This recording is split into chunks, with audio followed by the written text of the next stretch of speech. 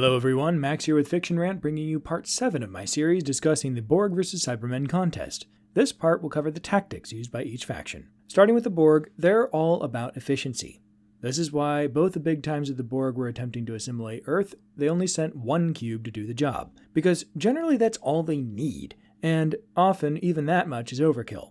In the Best of Both Worlds story arc and in First Contact, the cube in question almost made it to Earth and was only stopped by insider knowledge courtesy of Captain Picard, which the Borg just didn't plan for. Basically, Borg have really simple tactics. That is, overwhelm with force, assimilate to cover any weaknesses, and most of the time those two combined equal victory.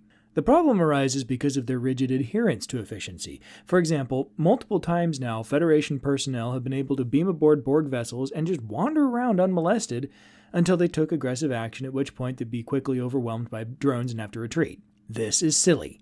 At the very least, the Borg have to realize that allowing enemies to wander around their ships is an attempt to gain a strategic advantage, which wouldn't take much effort at all to oppose and defeat. At worst, those apparently harmless intruders may be doing something that could significantly damage or even destroy the Borg, so why let them get that far in the first place? In First Contact, why let Picard at the end get into engineering, where there's a ton of dangerous stuff lying around, by himself and unarmed? Sure, the Queen may want to mess with him or something, but she could do all the gloating she wanted after having any one of her drones inject him with nanites first, and then his plans would be royally screwed up from the beginning.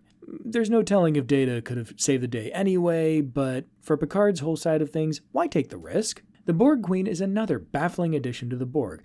Why have a single point of failure like that?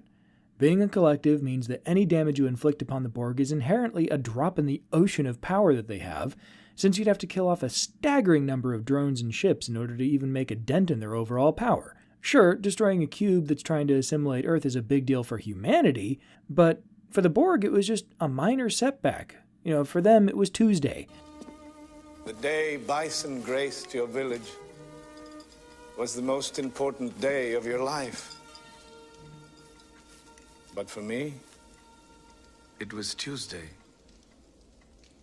They'll get around to sending another cube when they feel like it. It's just not that big of a deal for them. Then a Queen gets involved, and suddenly there's a singular target to focus upon. And if you can hit that target, as future Janeway does in the Voyager finale, the whole collective gets messed up for a while until they can make a new Queen. There's absolutely no reason for them to have a Queen at all. All it does is introduce weakness. I mean, storytelling-wise, it also gives them a single person to point to and talk to, but it's antithetical to the concept of the Borg. On to the Cybermen.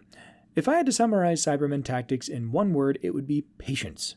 Time and time again, the Cybermen have demonstrated an ability to lie low for even years at a time, or in the case of the Legacy series, hundreds of years at a time in their tombs, grabbing people who won't be missed here and there to bolster their numbers until they're ready to emerge and strike a crippling blow all at once. This seems to be true in every incarnation of the Cybermen, including the New Who Age of Steel episode, which introduced them into the New Who series, where an alternate Earth gets upgraded in a matter of days by the newly invented Cybermen through the utilization of basically what amounts to mind-controlling everyone with smartphones.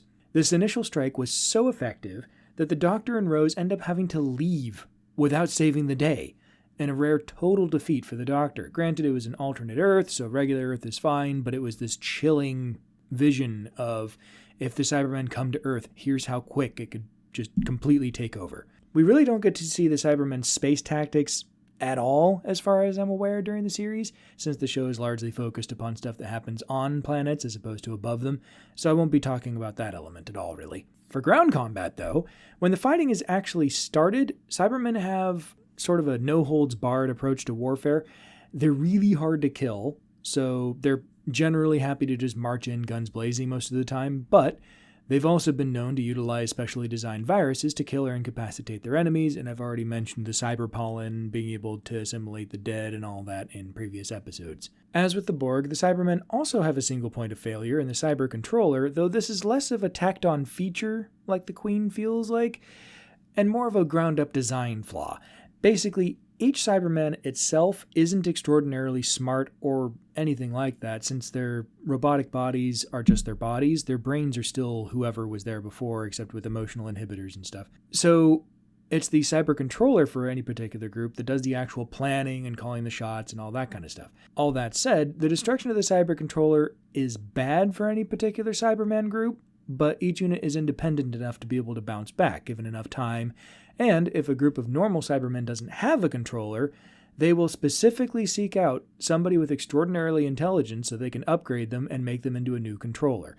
Basically, they're at their best when they have a controller, they don't need one. As for how smart these controllers are, in Nightmare in Silver, the cyber planner, Mr. Clever, was able to mostly keep pace with the Doctor, who is basically the most intelligent character in the entire series. So I think it's safe to say that they're pretty dang smart, if somewhat overconfident at times. So there you go.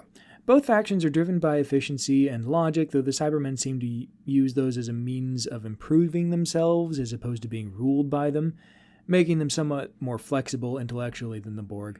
Both factions are capable of being sneaky, as demonstrated throughout Doctor Who and in First Contact, though the Cybermen are definitely much more prone to such behavior than the Borg, though largely this is out of necessity rather than by design.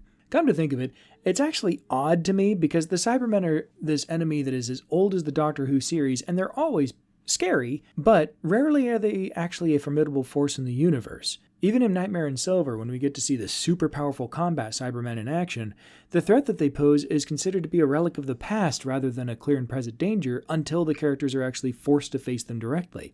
Meanwhile, the Borg are a constant and massive threat in Star Trek, prompting a fundamental shift in the design philosophy behind Federation ships. Basically, any of the actual warships that the Federation has are because of their encounters with the Borg. They realized that, bringing families and exclusively science vessels to face the Borg was kind of a bad idea. Granted, Voyager did a great job of nerfing their capabilities into the ground. I mean, seriously, in Next Generation, the Galaxy-class Starship Enterprise, flagship of the Federation fleet, was such a minor threat to the Borg that they basically just ignored it after easily nabbing Picard off the bridge. Then Voyager comes along, and the itty-bitty Intrepid-class ship, which was designed to be quick, not really formidable. I mean, it's a smart ship, and it's a neat ship and all that, but it's not formidable. That's able to take on the entire collective, apparently. Gotta love main character syndrome. Anywho, that's what I've got for now. Let me know in the comments if I forgot to mention something important, or if I'm misrepresenting anything.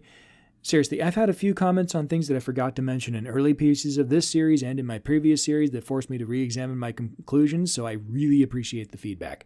But until next time, live long and prosper, and may the Force be with you.